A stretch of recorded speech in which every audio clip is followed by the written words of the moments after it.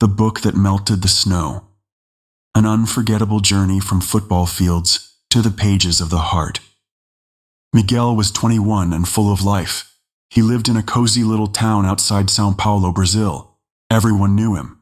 His wide smile, loud laugh, and the way he played football like he was born for it.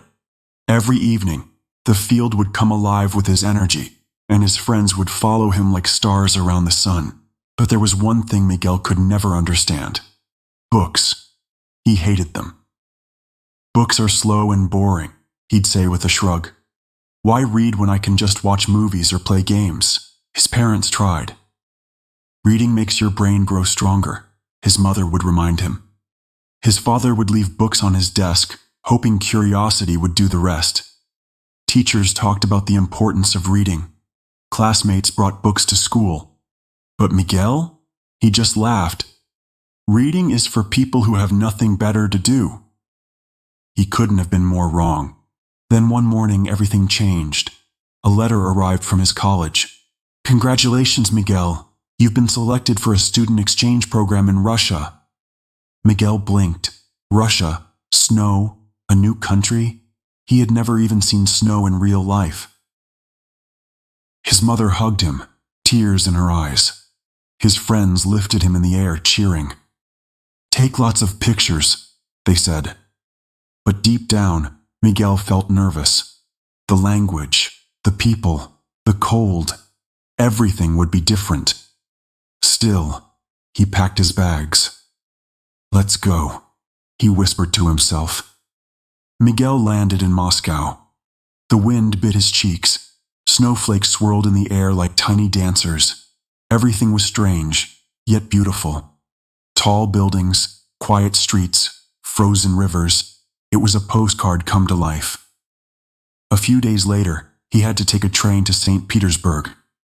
He wrapped himself in a thick jacket, wool hat, and gloves. As he stepped into the train, snow kissed the windows, and the sky turned silver. He found his seat by the window, excited for the journey. But he wasn't ready for what he saw. The train was almost silent, not because people were sleeping, because they were reading. A young woman beside him held a thick novel in Russian. An elderly man stood reading a tiny book, leaning on his cane. Even two teenage boys across the aisle flipped through comic books. No one was watching videos. No one was scrolling. No loud music, just the soft, magical sound of pages turning. Miguel felt alone. He quickly pulled out his phone and opened a game, but for the first time it felt wrong. The light from his screen felt out of place, like a flashlight in a church. He turned to the girl beside him.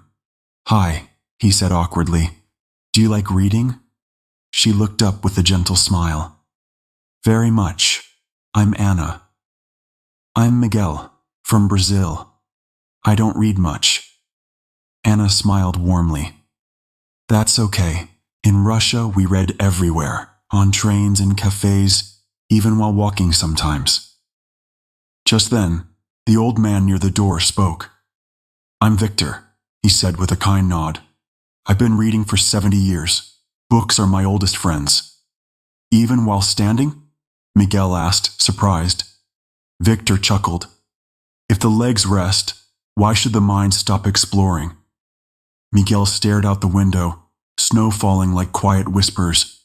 Then something changed. A small spark lit in his chest. Anna took out a tiny book from her bag. It's in English, a short story. Try it. Miguel hesitated. I'm not good at reading. No one is, at first, Anna said softly. He took the book.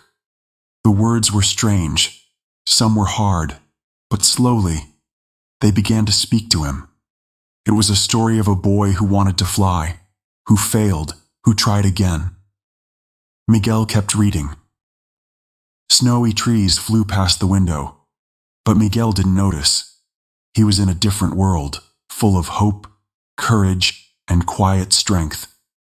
The boy in the story reminded him of himself, stubborn, full of dreams, and always chasing the sky. He turned each page faster, his eyes wide, his heart beating. Anna watched him quietly. Victor smiled from his corner. The train was still, peaceful, but inside Miguel, something was moving. The train came to a stop. Anna touched his arm. "We're here, St. Petersburg." Miguel blinked. He looked down at the book in his hands. He had finished it. I read it," he whispered in awe. Anna clapped softly. Victor nodded with pride. "You see," Anna said, "a book can change your journey." Victor added, "And sometimes it changes your life." Miguel didn't answer.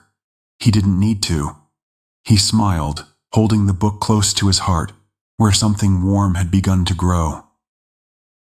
2 weeks later, Miguel returned to Brazil. His family hugged him tight. His friends asked about the snow. "Did you have fun?" Miguel smiled. "Yes, and I found something better than snow."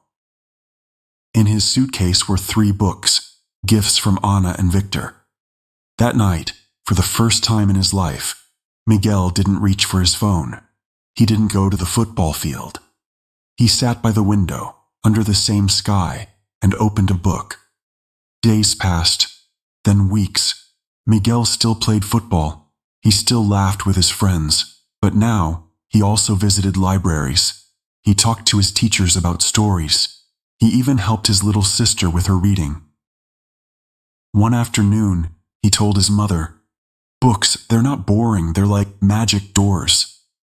His mother hugged him. "I always knew, Miguel. You just had to find the right key." Miguel's snowy journey to Russia gave him more than an adventure. It gave him a truth he would carry forever. Books are not just paper. They are wings. They are bridges between strangers. They are time machines and dream catchers. They are the quiet magic that turns ordinary boys into seekers of wonder. And sometimes one small book can melt even the coldest snow in someone's heart. Moral lessons for the reader. Never underestimate the power of a story. It can open hearts, build bridges, and change lives. Reading connects us across cultures. Even without speaking the same language, stories make us understand each other. It's never too late to start. Like Miguel, anyone can fall in love with books at any age. Books are companions. They teach, heal, and walk beside us through every season of life. One moment, one person, one book. That's all it takes to start a new journey inside yourself.